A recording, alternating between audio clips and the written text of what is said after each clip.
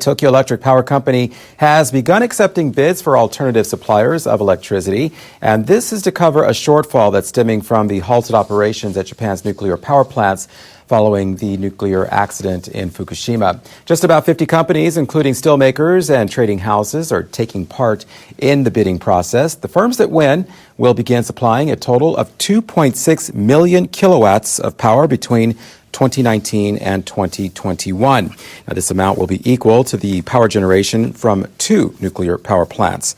TEPCO made it a condition that the bidding price would be below about 10 cents per 1 kilowatt hour. Coal-fired thermal power plants will be favored candidates due to their lower costs. But Environment Minister Nobuteru Ishihara has expressed some concerns.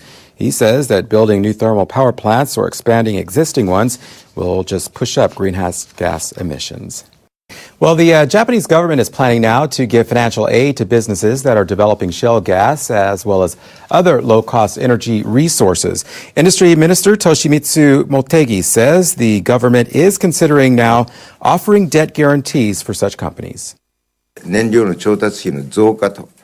fuel costs account for half of Japan's growing trade deficit. It's an urgent task for our country's economy to cut them down.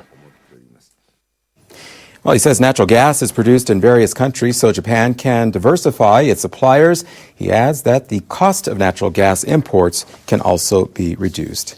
Russian officials in charge of power generation have taken a step that could draw a sharp reaction from leaders in Japan.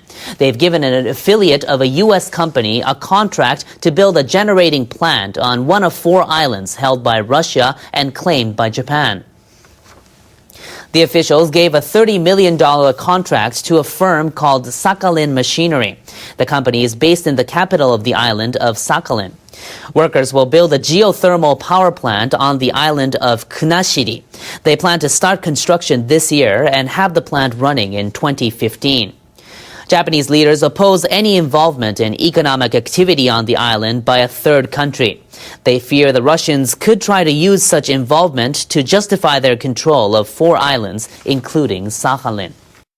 South Korean Defense Ministry officials say they remain on alert for the possibility of another nuclear test by North Korea. Spokesperson Kim Min-sok said the North has been preparing for a nuclear test at a southern tunnel, in addition to the western one that was used on Tuesday.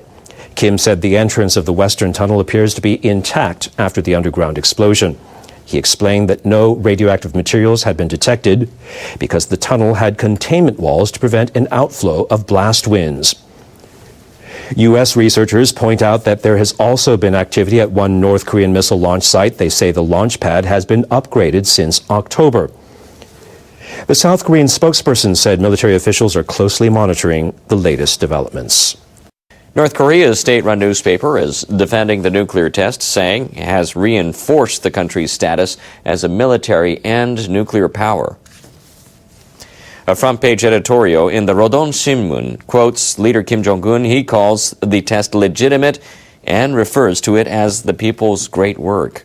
The newspaper claims the nation's nuclear deterrent is capable of destroying enemy strongholds.